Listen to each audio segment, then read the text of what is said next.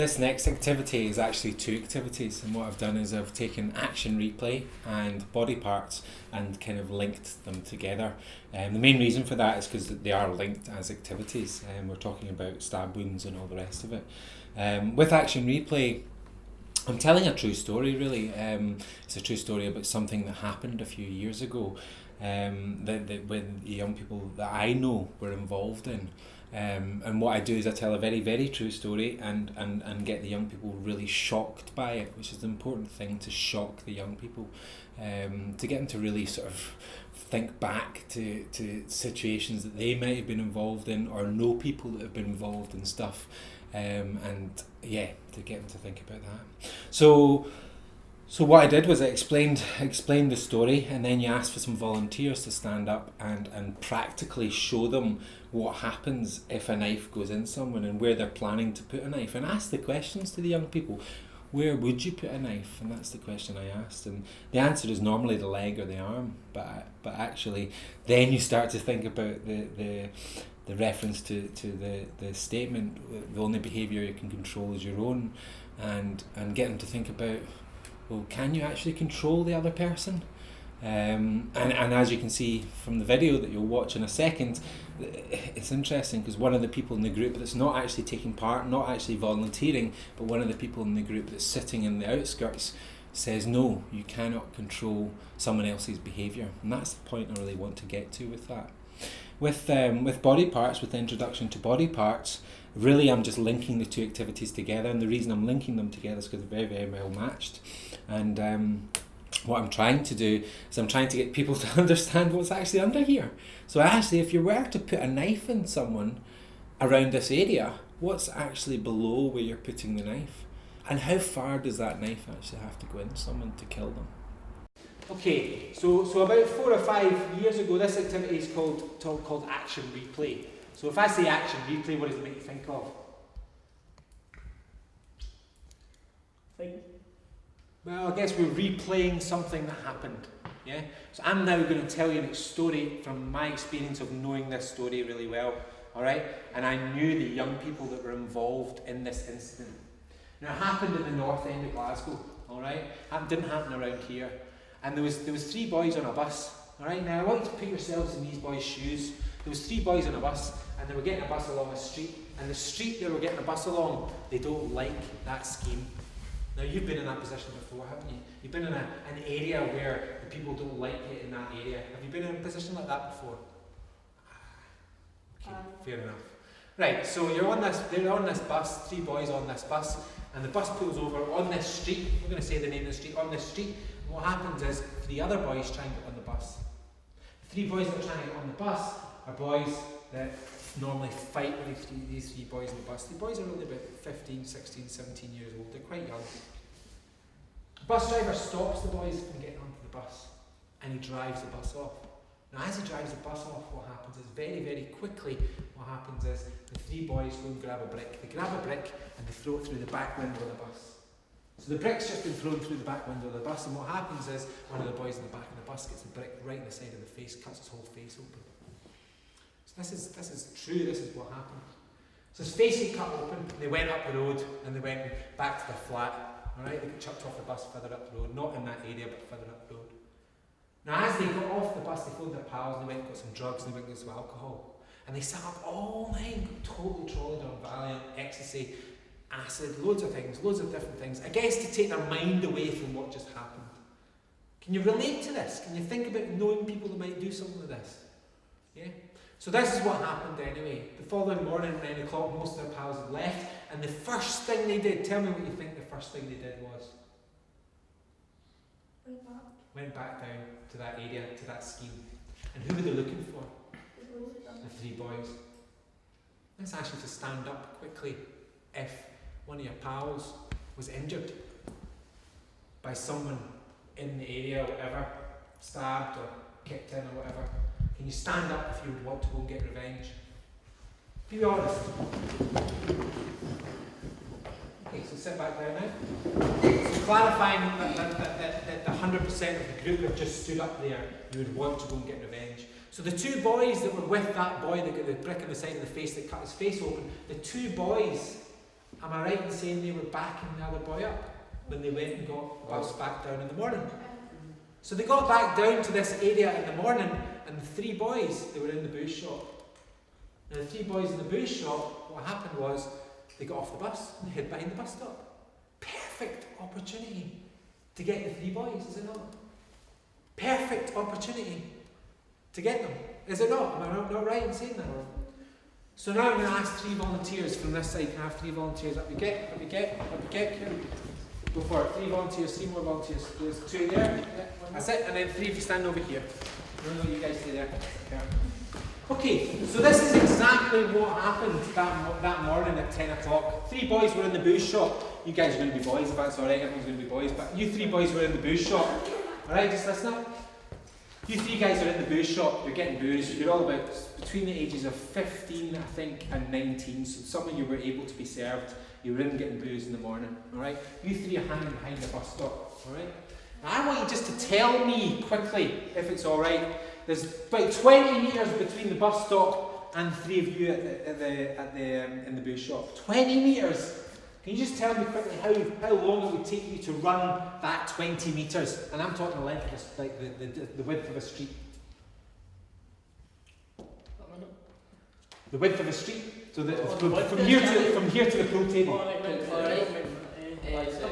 Yeah. So between 3 and 5 seconds. You're right. All right. So for you to get to these 3 boys that were in the booze shop, you could be there in seconds, like 3 seconds. All right. Now they came out of the booze shop, and the first thing that was shouted or said was, whatever it was, yeah, it was shouted. The minute that happened, these 3 boys dropped their bags. One of them was carrying a knife. One of you guys was also carrying a knife. In this situation, it's going to be yourself, if that's all right. You were carrying a knife. In this situation, it's going to be yourself, if that's all right. So you 2 had knives. And you, in the time of 3 seconds, 4 seconds, you suddenly, if you 2 stand forward, you were between, stop there, that's it, you were suddenly that distance apart. Now if you're that distance apart, can I just ask you a quick question, and this isn't related to you, what you would do, but if you think about in the frame of mind of a young person that's involved in something like that, would you be wanting to kill him or her? No, you would just want to stab them. Am I right in saying that? Aye. Yeah. Would you be wanting to kill him or her? No. Yeah, but you'd be wanting to stab him before he did it to you. So what I'm saying now is if you hold your hand out like that with a knife, and if you hold your hand out like that with a knife, whereabouts, if you weren't wanting to kill him, would you put the knife? Okay, that's cool. It's cool. Guys, don't laugh. This is quite serious. So in his arm or in his leg, yeah? Now, whereabouts would you put the knife if you were in that situation? Probably the same. Now, can I just tell you, you 2 have just turned round quite nicely and said, I don't want to kill this person. Even though you're completely off your head, you're completely off your head because you've been up all night. Now this knife that's in your hand, and that knife that's in your hand, have you got any control over where you put that knife? No. You've said no because you've done stuff with me before, but let's think about it. So why are you saying no? Because if he goes to stab her, she can jump or something, and it can go somewhere else. Of course it can. You're totally right. Yeah. So for example, this knife that you're holding in your hand, and you're basically saying you don't have control over where she's going to move, how she's going to move, and when you actually go to put a knife in her, the knife goes through your heart. Yeah. And you're in a scheme that you don't like. So you fight with that scheme. Now see when you're falling to the ground because the knife's in your heart. These guys are running down the street. These guys are nowhere to be seen. You're watching them running away. They're meant to be backing you up. And who's the first people that come to help you? Strangers. Strangers from that scheme that you don't like. Do you understand? And they're helpful people that are coming to try and help you. How long does it take you to die? 25 minutes. 25 minutes? 7 minutes or 6 minutes. How long does it take for an ambulance to come? 7 minutes. 8 minutes for an ambulance. Unfortunately, you were dead before the ambulance came. You were only 15, you're dead. Okay, so you're gone, you're finished. You guys ran down the street. You ran straight up a close, and the house had just been busted for drugs, and the police were coming out of the close. You ran straight up a close into the police with a knife in your hand. You got 9 years in jail for it. You were 16. You kept on running down the street, and as you were running down the street, you ran straight into a meat wagon. You also got put away that night for it. You didn't do anything. You were part of the group, but you didn't actually put a knife in anyone. Okay, take a wee seat a wee second. And I need a volunteer, so someone's going to volunteer. Okay, so yourself, okay, stand up. So you're now back from the dead, yeah, back from the dead. Okay, I'm going to give you this, and I would like you to stick it on where you think it goes. I'd like you to discuss with the rest of the group, so now you're in control. Well, first of all, what is it? And then, what is it? Heart. The heart. So do you want to talk with these guys where you think that would go on this body? Right. What I'm saying is the badge. Okay, so we're going for there. We happy with that? More in the centre? Well, I don't know, I'm just saying. Or further down? No. Maybe a bit there. Okay, okay with that? Brilliant. Right, thanks very much. Can you go and put this where you think it is, and you can discuss it with the rest of the group? Cool. Turn around and discuss it with everyone first.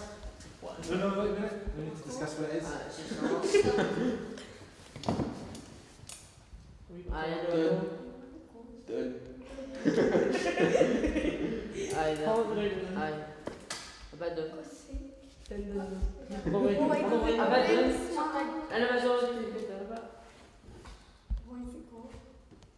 It's alright, it doesn't matter if you get this fine. Okay, so we're going to go for there, that's perfect, okay? Is there another one? Go for it. Volunteer? These guys have med experience balance yet? No. Okay, so what's that? Turn it around and show everyone.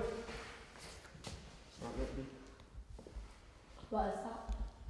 Who's in? Who's a little? No. Well, Not a lung, no. Black mark? No, I haven't black mark. Well, unless you're a heavy smoker. I thought it was just a bit. No, but it's not a lung, no. What else would it I need to look at. be? No. So we're sure. No, I'm not sure. Okay, so this here is your liver. So where does the liver go? Okay. Just where we say. So what are you saying?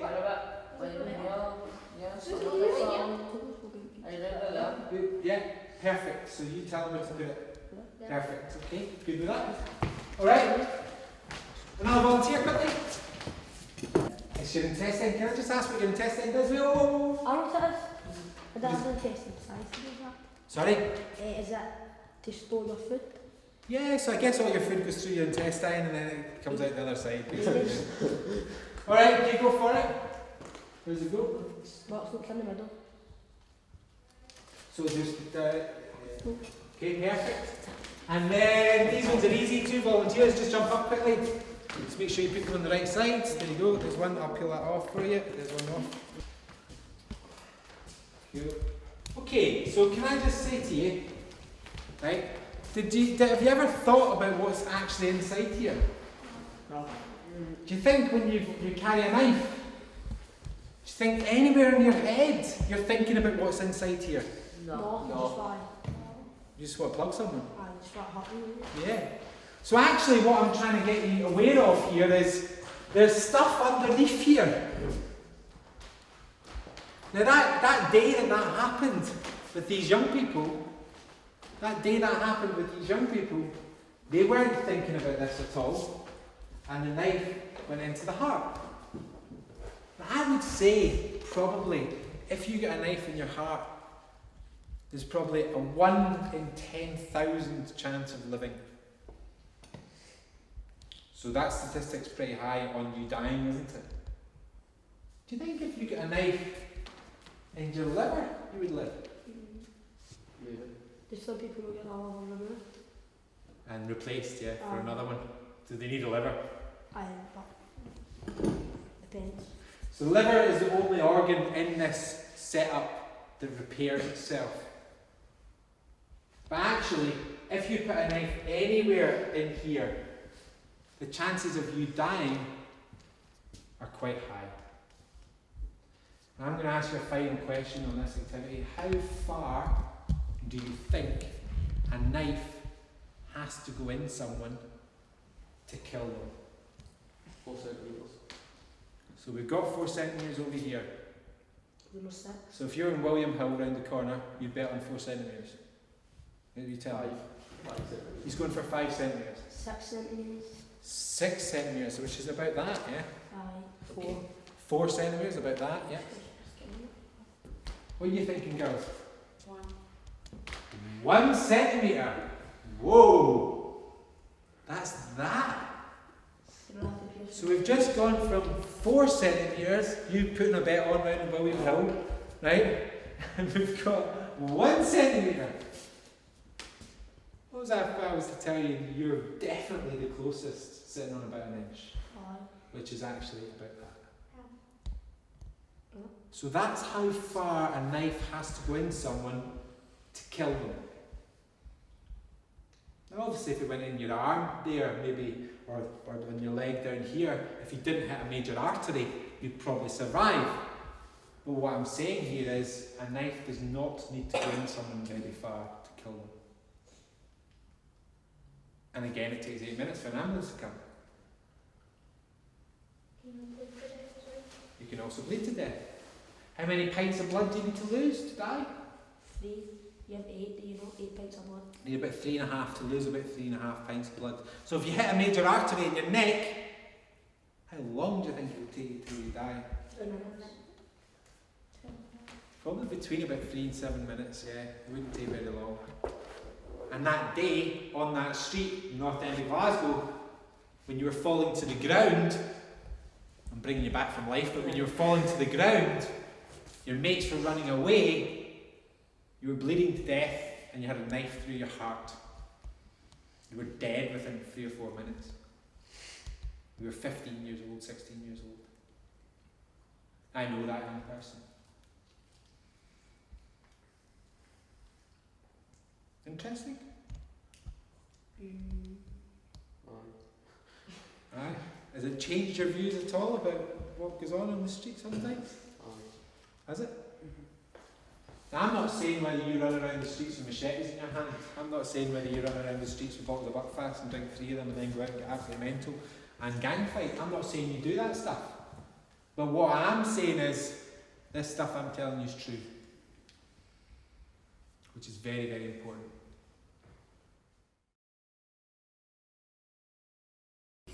As you've just seen by the video, mainly the action replay part of the video, when I did ask the young people to volunteer and stand up, the rest of the group, you wouldn't hear them because they're absolutely silent, because they're shocked about what I'm saying. And when the knife is actually brought out, and when I had the 2 young people standing very close to each other, and when I asked the questions about where the knife is going and all the rest of it, I actually stopped it dead and said, "You're dead now. It's gone through your heart." And the shock in the room, everyone turns around and goes, "What? He's actually dead?"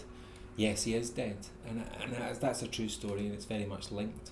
Going on to the body parts section, if you remember, or if you have a look back at the video, when you look at the video, what I've actually referred to is, if you were going into William Hill. The reason I've mentioned William Hill is because actually young people hang around outside William Hill, and I know this, so that's why I've mentioned William Hill. And when we're putting a bet on how far a knife actually goes into someone, how far it needs to go into someone to actually kill them, people were saying 4 or 5 centimetres, 3 or 4 centimetres. Actually, a knife only has to go in about an inch to kill someone. Again, this is shocking news to young people that don't know any better.